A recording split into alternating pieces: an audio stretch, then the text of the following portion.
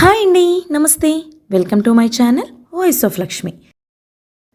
రోహిణి భైరవ జోస్యులు గారు రచించిన పాపం బుచ్చిబాబు అనే ఒక చక్కటి కథను నిన్నొక భాగంలో విన్నాం కదండి.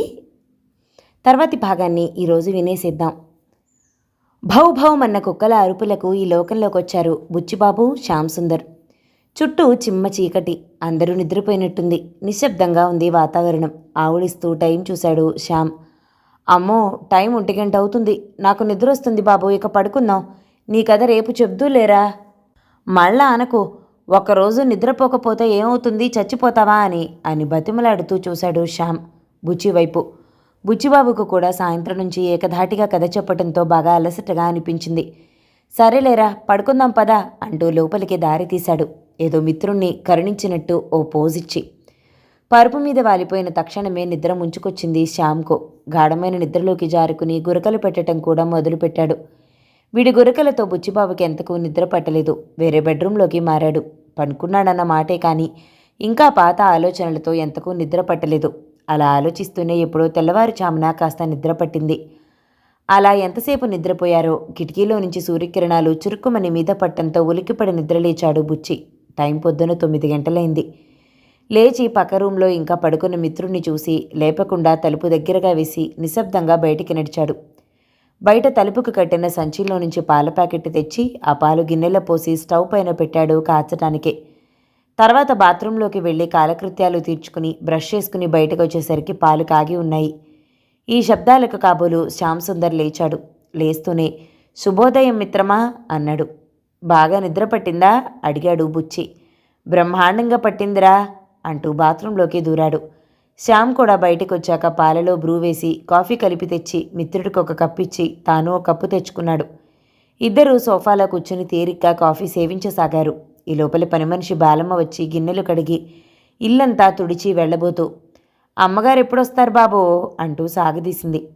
2-3 రోజుల్లో వస్తుందిలే అన్నాడు బుచ్చిబాబు. బాలమ్మ బయటికి వెళ్ళగానే తలుపు మూసేసి, అన్ని విషయాలు వీళ్ళకే కావాలి అని విసుక్కున్నాడు బుచ్చి. ఇద్దరూ కాసేపు న్యూస్ పేపర్ చదివారు. ఒరే శ్యామ్, స్నానం చేసి వస్తే వేడివేడిగా దోశలు వేస్తాను, తిందు కానీ. దోశల్లోకి ఏం చట్నీ చేయమంటావు?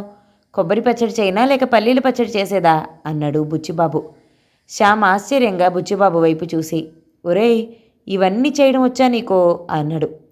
అవునరా, పల్లవి ఎప్పుడూ పుట్టింటికి వెళ్తూ ఉంటుంది. మరి ప్రతిసారి హోటల్ భోజనం చేయడం నాకు ఇష్టం లేదు.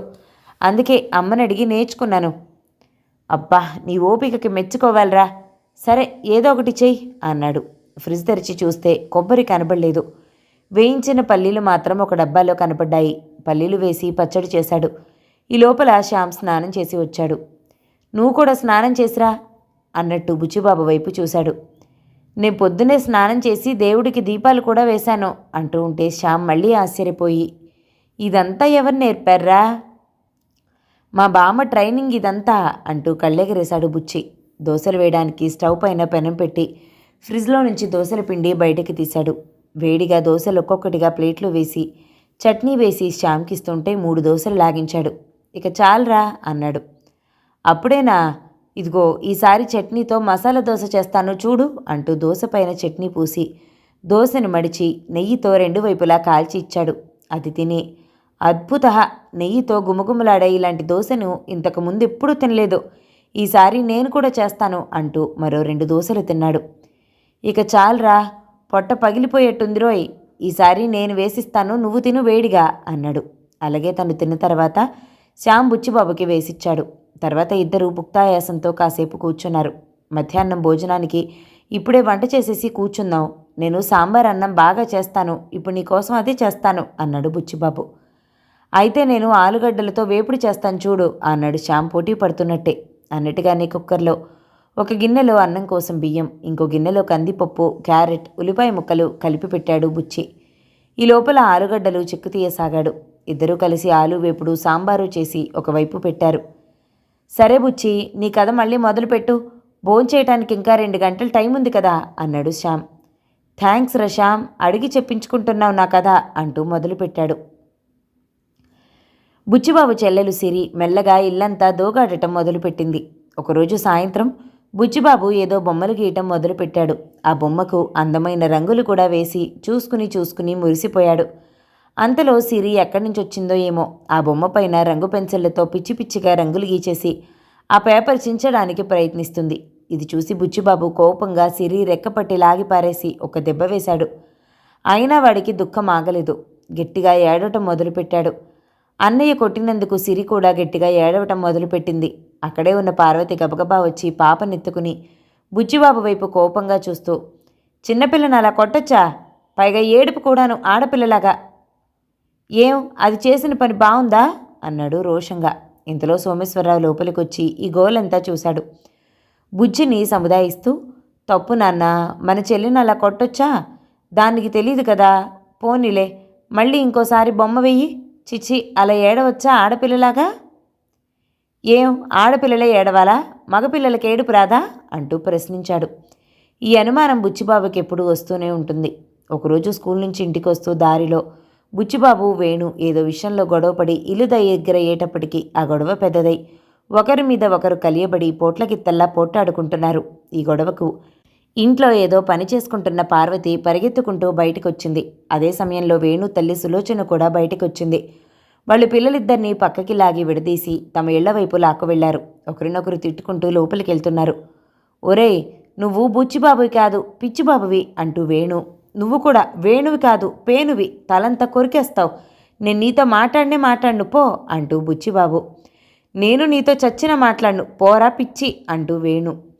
వీళ్లను బలవంతంగా లోపలికి లాక్కెళ్లారు వాళ్ళ తల్లులు. ఇంట్లోకి వస్తూనే బుచ్చిబాబు, నేను ఆ వేణుగాడి జట్టు ఉండను, అయినా నాకు ఈ పేరు ఎందుకు పెట్టారు? వాడు నన్ను వెక్కిరిస్తున్నాడు అంటూ ఏడుపు లంకించుకున్నాడు. ఆడపిల్లలాగా ఏడవకు, నువ్వు వాడిని పేను అని వెక్కిరించావుగా, ఇంకెందుకు ఏడుపు అంది పార్వతి. అయినా పేరుకేమైందిరా, అది మీ తాతగారి పేరు. ఆ పేరు పెడితే నీవు కూడా ఆయనలాగా మంచి పేరు తెచ్చుకుంటావని పెట్టావు. ఇంకెప్పుడు అలా ఎవరితోనూ పోట్లాడకూడదు. వాడు నీ స్నేహితుడేగా అంది అచ్చమ్మ. చిచి, వాడు నా స్నేహితుడు కాదు. ఇక నేను చచ్చిన వాడితో మాట్లాడను అన్నాడు. ఆ రోజంతా వేణుని తిడుతూనే ఉన్నాడు. మరుసటి రోజు స్కూల్కి తయారవుతూ ఉంటే, ఒరే బుచ్చి, రారా, స్కూల్కి టైం అవుతుంది అంటూ పిలిచాడు వేణు. వస్తున్నా అంటూ పుస్తకాల సంచి భుజానికి తగిలించుకుని బయటికి పరిగెత్తాడు బుచ్చిబాబు. ఇద్దరూ ఒకరి భుజం మీద ఒకరు చేతులు వేసుకుని కబుర్లు చెప్పుకుంటూ వెళ్తున్న వాళ్ళని చూసి పార్వతమ్మ, సులోచన నవ్వుకున్నారు. ఇంకా నయం, పిల్లల పోట్లాటలో పెద్దలు జోక్యం చేసుకుని మాట అనుకుని కోట్లాడేవాళ్ళు ఉన్నారు అనుకుని నవ్వుతూ లోపలికి వెళ్ళిపోయారు పార్వతీ, సులోచనలు.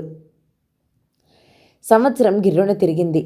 సిరికి మొదటి పుట్టినరోజు పండగ దగ్గర పడుతూ ఉండటంతో బట్టలు కొందామని అందరూ బజారుకెళ్లారు. పాపకి గులాబీ రంగు గల కుచ్చుల గౌను కొన్నారు. అలాగే ఎరుపు రంగు అంచుగల పసుపు రంగు పట్టుపరికిని కూడా కొన్నారు. బుచ్చిబాబుకి ఒక నిక్కరు, చొక్కా కొన్నారు. కానీ బుచ్చికి అవి నచ్చలేదు. చెల్లెలికి ఎంత మంచి బట్టలు కొన్నారు, నాకు అలాంటివే కావాలి అంటూ మొండి పట్టుదల పట్టాడు. వాడి మాటలకు అందరూ నవ్వుకున్నారు. అవి ఆడపిల్లల బట్టలు, మగపిల్లలు అలాంటివి వేసుకోకూడదు అన్నారు. సిరి పుట్టినరోజున పట్టుపరికిని జాకెట్టు వేసుకుంది. మెడలో నెక్లెసు, చేతులకి రంగురంగుల గాజులు, కాళ్ళకి పట్టీలు వేసుకుని పాపిడి బిళ్ళ పెట్టుకుని లక్ష్మీదేవిలాగా ఇల్లంతా తిరుగుతూ ఉంటే దాన్ని ముద్దు చేయని వాళ్లే లేరు. బుచ్చి నిక్కరు, షర్టు వేసుకున్నాడు. వాడికి ఆ వయసులోనే అనిపించింది, పుడితే ఆడపిల్లగానే పుట్టాలి కానీ మగపిల్లాడిగా పుట్టనేకూడదు. ఆడపిల్లకేమో ఎన్ని అలంకారాలు చేశారు, మంచి మంచి బట్టలు, నగలు అన్నీ వేశారు. నాకేమో ఈ నిక్కరు, షర్టు చిచ్చి అనుకుని తనని తాను తిట్టుకున్నాడు. అలా మరో 4 ఏళ్లు గడిచాయి. శ్రీవిద్యని కూడా స్కూల్లో వేశారు. బుచ్చిబాబు ఇప్పుడు 5వ క్లాస్ చదువుతున్నాడు. వెళ్ళేటప్పుడు వీళ్లను సోమేశ్వరరావు సైకిల్ మీద తీసుకెళ్తాడు. ఒరేయ్ బుచ్చి, స్కూల్ నుంచి వచ్చేటప్పుడు సిరిని కూడా జాగ్రత్తగా తీసుకురా అంది పార్వతి. బుచ్చికి అస్సలు ఇష్టం లేదు సిరిని తీసుకురావటం. అబ్బా, సిరి చాలా నెమ్మదిగా నడుస్తుందమ్మా. నేను నా స్నేహితులతో కబుర్లు చెప్పుకుంటూ గబగబా నడుచుకుంటూ వస్తాను. దీంతో వస్తే నేను వెనకబడిపోతాను. నా స్నేహితులు వెళ్ళిపోతారు. నేను దాన్ని తీసుకురాను. అది కూడా దాని స్నేహితురాలతో కలిసి వస్తుందిలే. నేను చిన్నప్పుడు అలాగే వచ్చాను కదా అన్నాడు బుచ్చిబాబు లా పాయింట్ తీస్తూ. అలా మాట్లాడతావేం? నువ్వంటే మగపిల్లాడివి, ఒంటరిగా రాగలవు. అది నీ చెల్లెలు కదా, దాన్ని జాగ్రత్తగా తీసుకొచ్చే బాధ్యత నీదే. పైగా నీవు పెద్దవాడివయ్యావు అన్నది పార్వతి. బుచ్చి విసుక్కుంటూనే సిరిని స్కూల్ నుంచి తీసుకొచ్చేవాడు. కానీ వాడి ఫ్రెండ్స్తో రాలేకపోతున్నందుకు ఆ విసుగంతా చెల్లెలి మీద చూపించేవాడు. దాంతో సిరి బేర్మని ఏడుస్తూ అమ్మకి కంప్లైంట్ ఇచ్చేది. వెంటనే పార్వతి బుచ్చిబాబుని చీవాట్లు వేసేది. ఈ విషయం వాళ్ళ నాన్నకి కూడా చెప్తే ఆయన కూడా కోపగించుకునేవాడు. వాడికి దుఃఖం పొంగుకొచ్చేది. కానీ పైకి ఏడవకూడదు అంటూ మళ్ళా చీవాట్లు పెడతారని దుఃఖాన్ని తనలోనే దాచుకున్నాడు.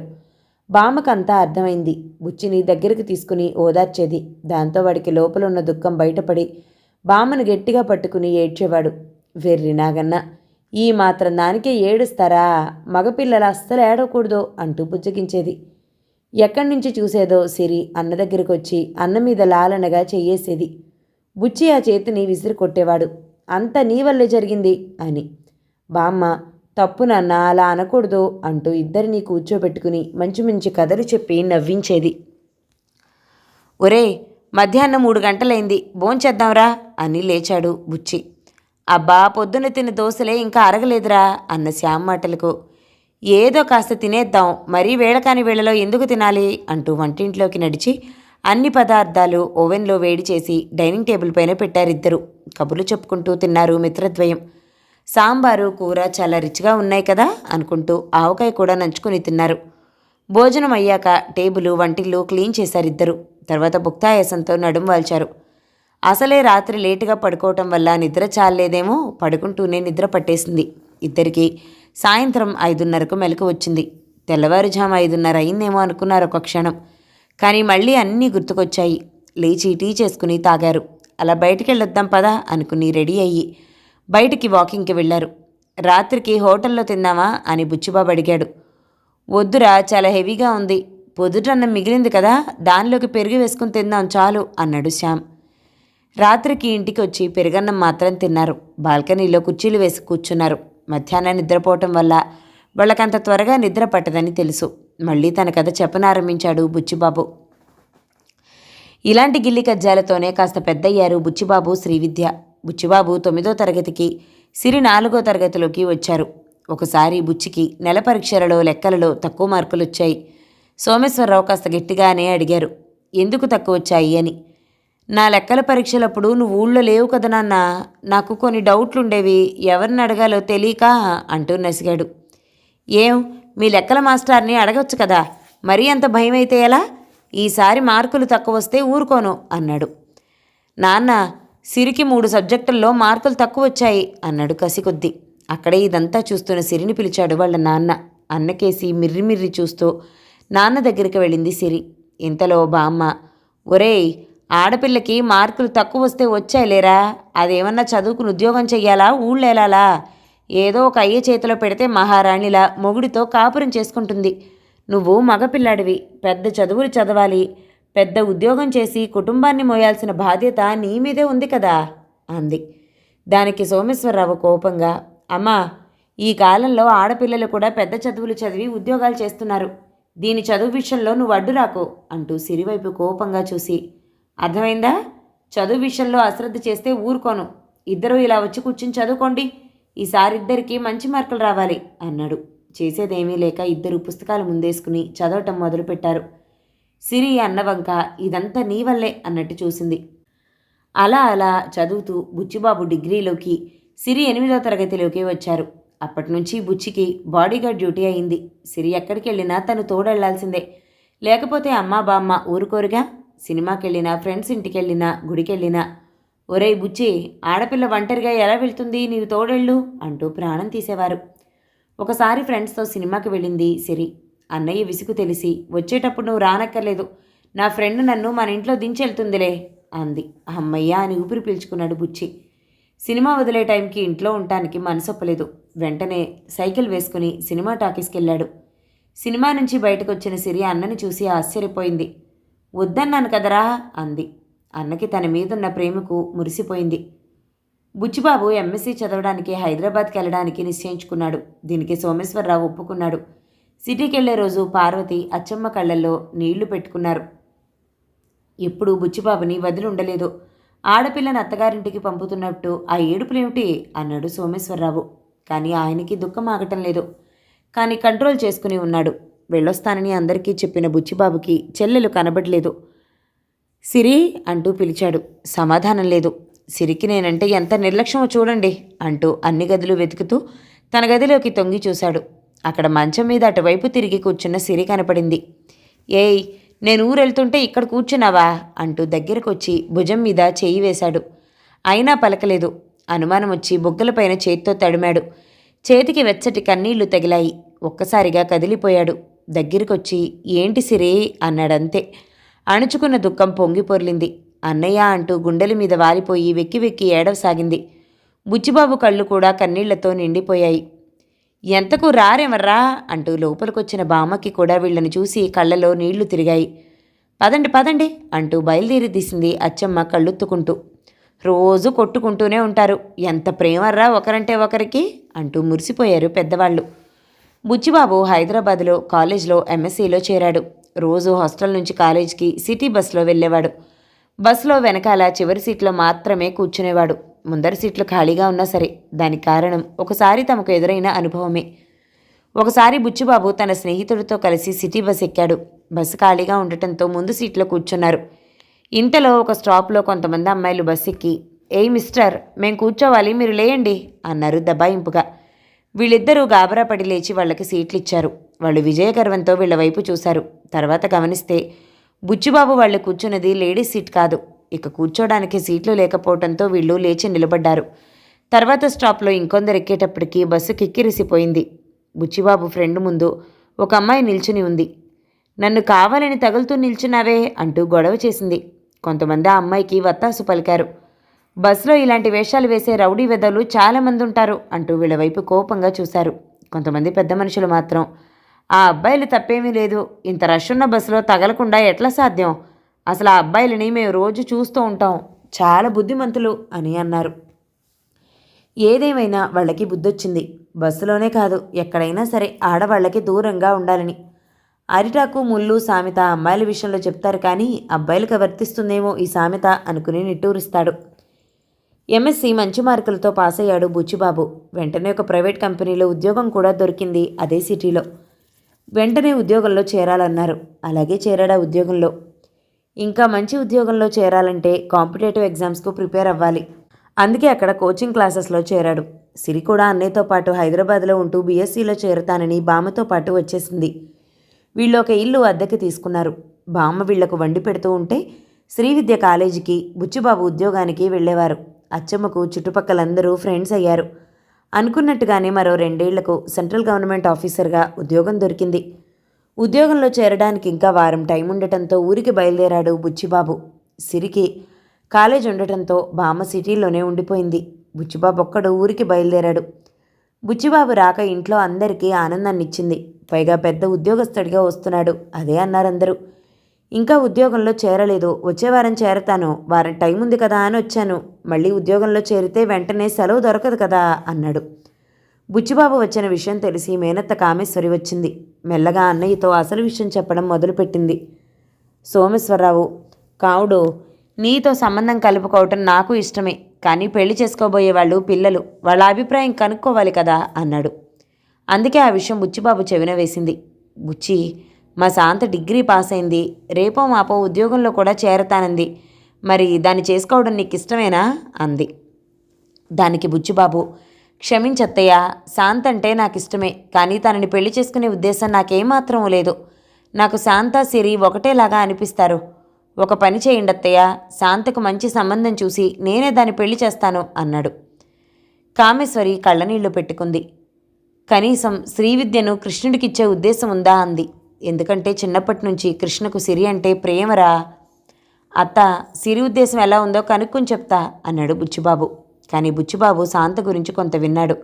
శాంత ఎవరినో ప్రేమిస్తుందని తన స్నేహితుడు చెప్పాడు. అత్తయ్యకి విషయం ఇంకా తెలిసినట్లేదు అనుకున్నాడు.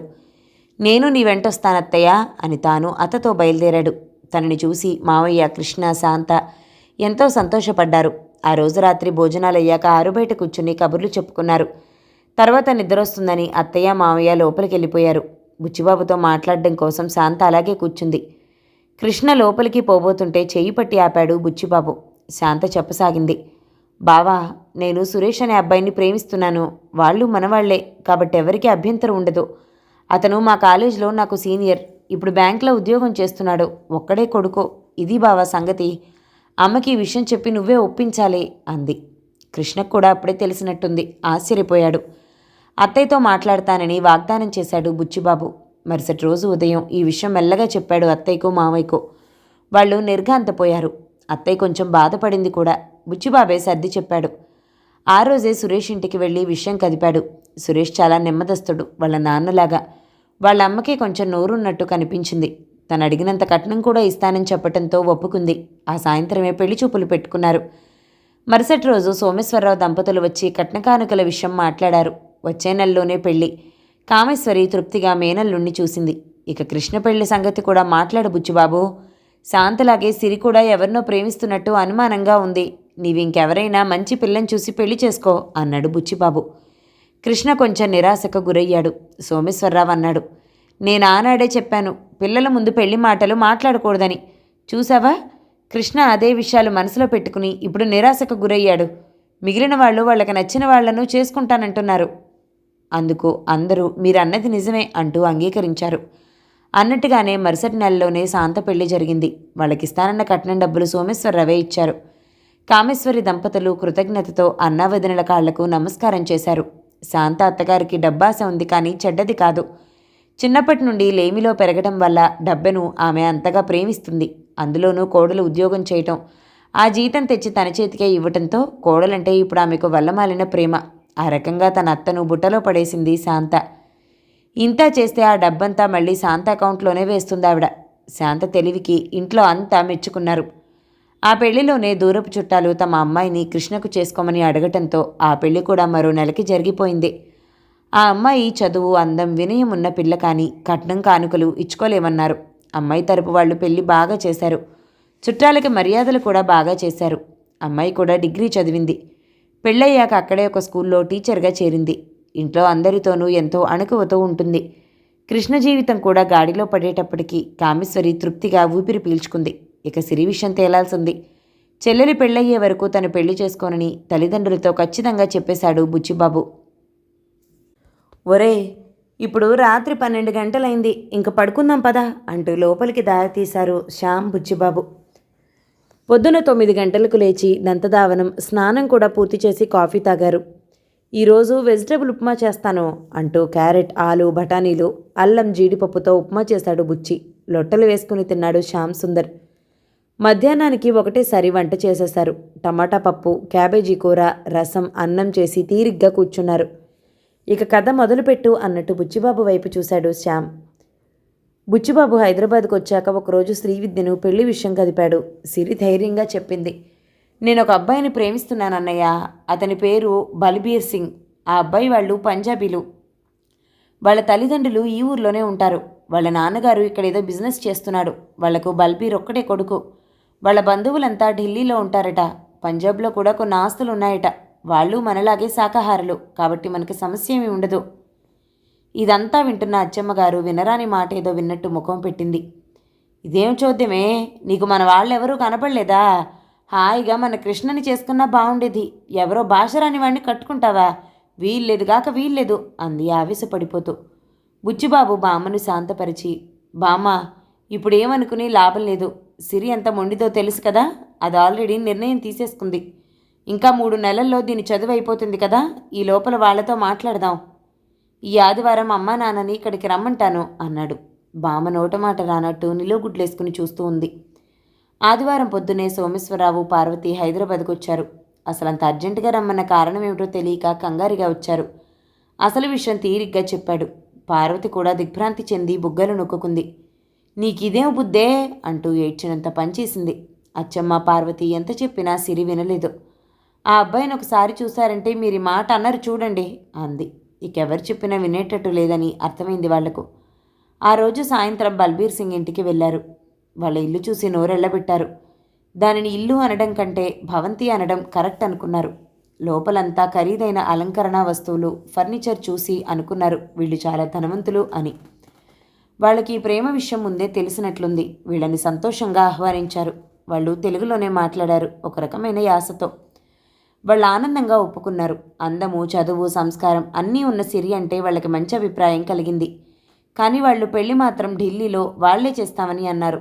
చాలా పెద్ద వయసు గల వాళ్ళ బామ్మగారు, తాతయ్య గారు ఇంత దూరం రాలేరని, పైగా వాళ్లకు బల్బీర్ ఒక్కడే కొడుకని, ఇదొక్క కండిషన్కు ఒప్పుకోవాల్సిందని వేడుకున్నారు.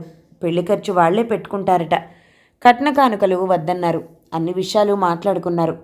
3 నెలల తర్వాత ముహూర్తం పెట్టుకున్నారు. పెళ్లి వాళ్ళ సాంప్రదాయం ప్రకారం చేసిన వధూవరులకు జీలకర్ర బెల్లం పెట్టే విషయం, తాలిబొట్టు కట్టే విషయం మాత్రం జరగాల్సిందేనని అచ్చమ్మగారు పట్టుబట్టారు.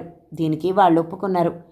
పెళ్ళయ్యాక సోమేశ్వరరావు తన ఇంట్లో సత్యనారాయణ స్వామి వ్రతం చేసేటట్లు నిర్ణయం జరిగిపోయింది. శ్రీవిద్య, బల్బీర్ కలిసి షాపింగ్ చేసి బట్టలు కొన్నారు.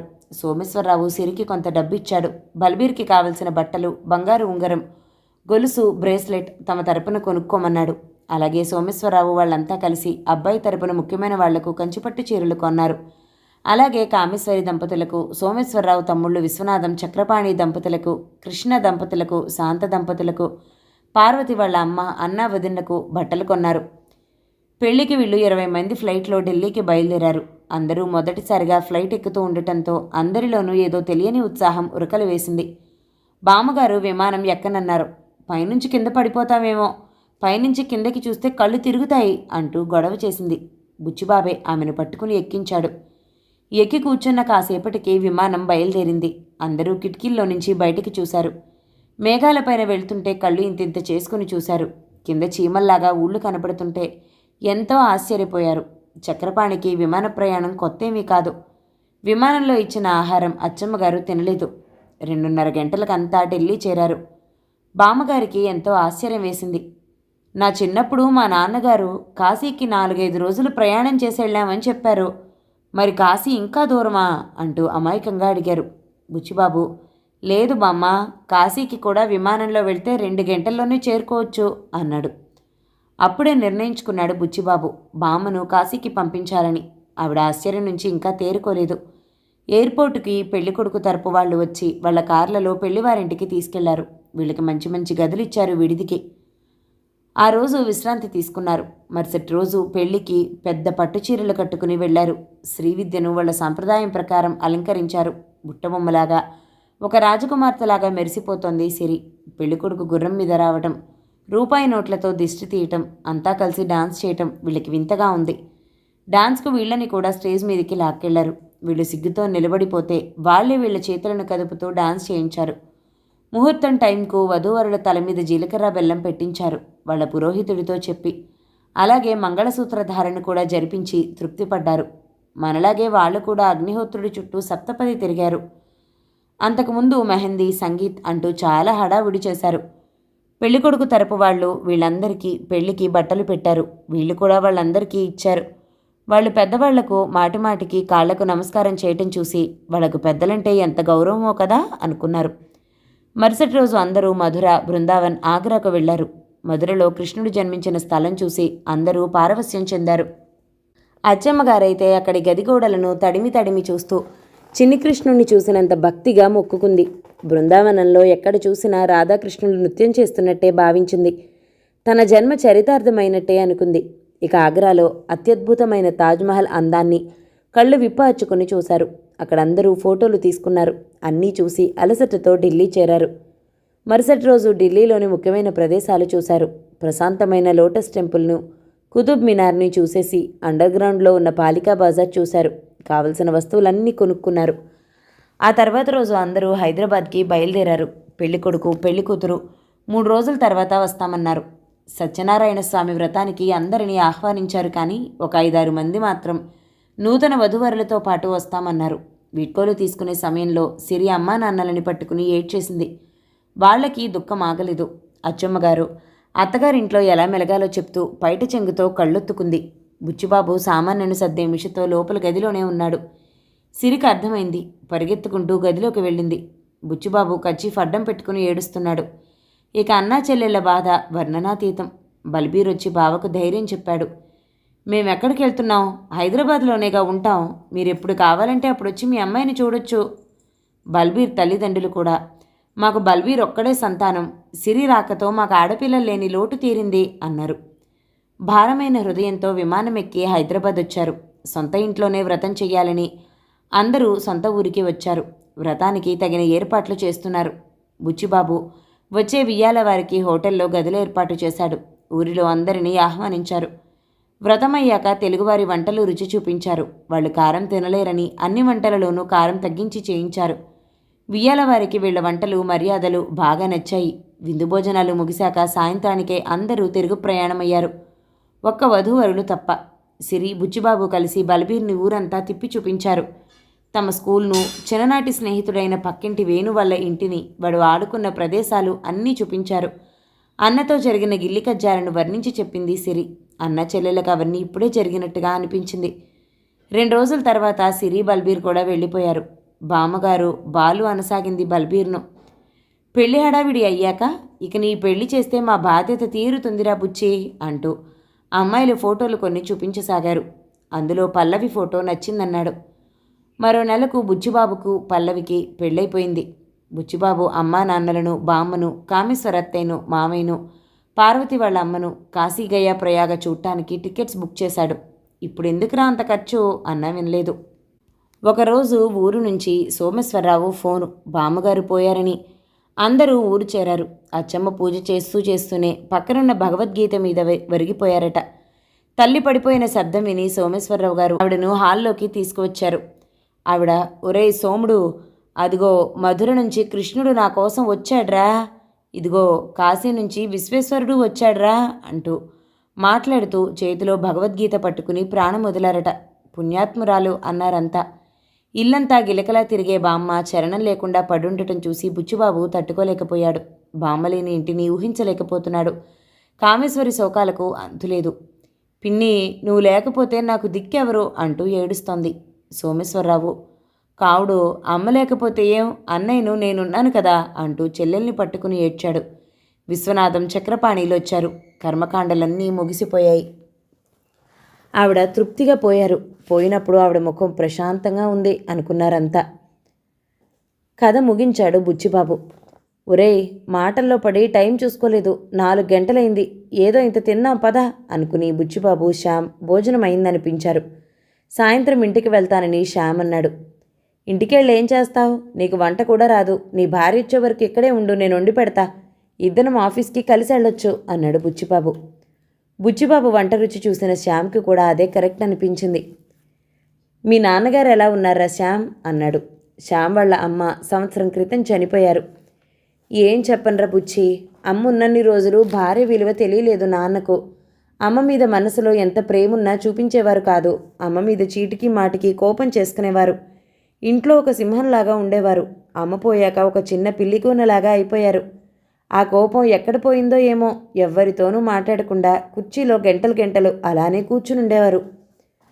ఓసారి నా దగ్గరికి తీసుకొచ్చాను. నన్ను కానీ కోడల్ని కానీ కాఫీ, నీళ్లు లాంటివి కూడా అడగరు. ఇస్తే తీసుకుంటారు, లేకుంటే లేదు.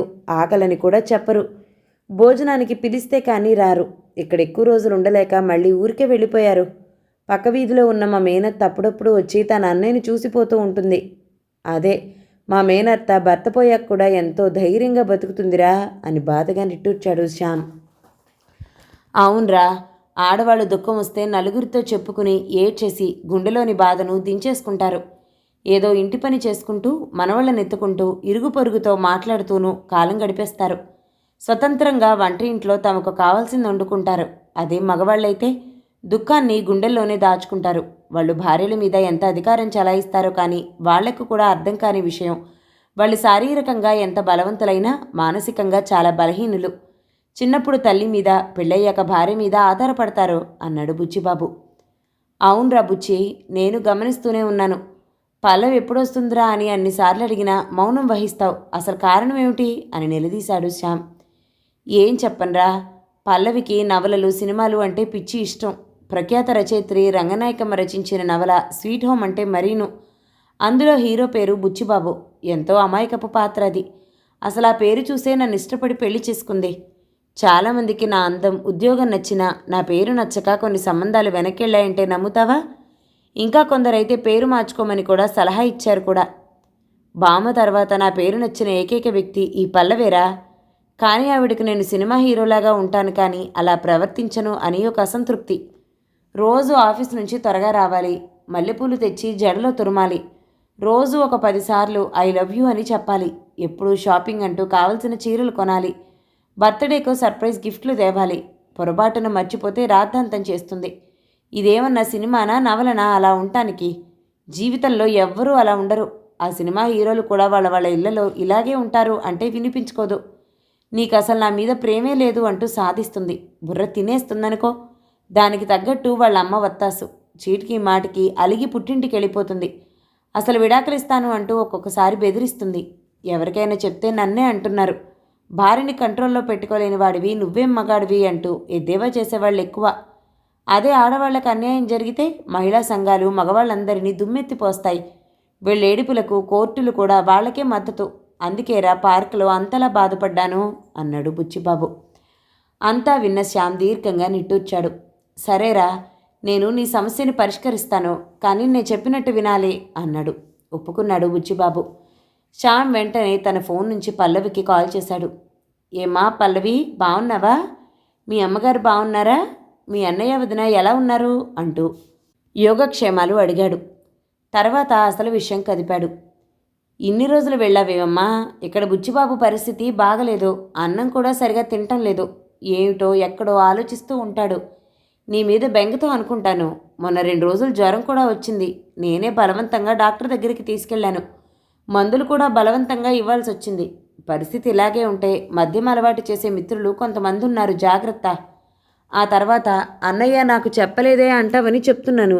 నీ భర్తను రక్షించుకునే బాధ్యత నీ మీదే ఉంది అంటూ బెదిరించాడు. ఎలా ఉందిరా డ్రామా అంటూ బుచ్చిని చూసి కన్ను గీటాడు. ఒరేయ్, ఇదంతా ఎప్పుడు జరిగిందిరా అన్న బుచ్చిబాబుతో.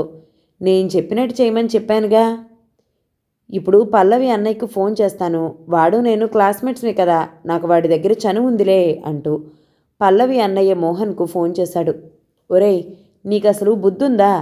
నీ చెల్లెలు ఇన్ని రోజులు భర్తను వదిలేసి నీ ఇంట్లో ఉంటే ఏమైందో అడగాల్సిన బాధ్యత లేదా? వెంటనే పల్లవిని పంపే ఏర్పాట్లు చెయ్యి. నువ్వు నీ భార్య ఈ విషయంలో కొంచెం కఠినంగా వ్యవహరించాలి. వీలైతే పల్లవితో మీ అమ్మతో కూడా పరుషంగా మాట్లాడాల్సి వస్తుంది. పల్లవి అనుకోవాలి, బాబోయ్, నాకు పుట్టింటి కన్నా భర్త దగ్గరే బాగుంటుంది అని. తెలిసిందా? ఇంకో విషయం, పల్లవితో పాటు మీ అమ్మని మాత్రం పంపించుకో. అసలు ఆవిడ చీటికి మాటికి వీళ్ళింటికి వచ్చి వీళ్ళ సంసారంలో వేలు పెట్టడం వల్లే పల్లవి ఇలా ప్రవర్తిస్తుంది. ఆవిడని ఇక్కడికి అవసరమైతే తప్ప పంపకు. లేకపోతే నీ చెల్లెలు విడాకులు ఇవ్వడానికి కూడా వెనుకాడటం లేదు.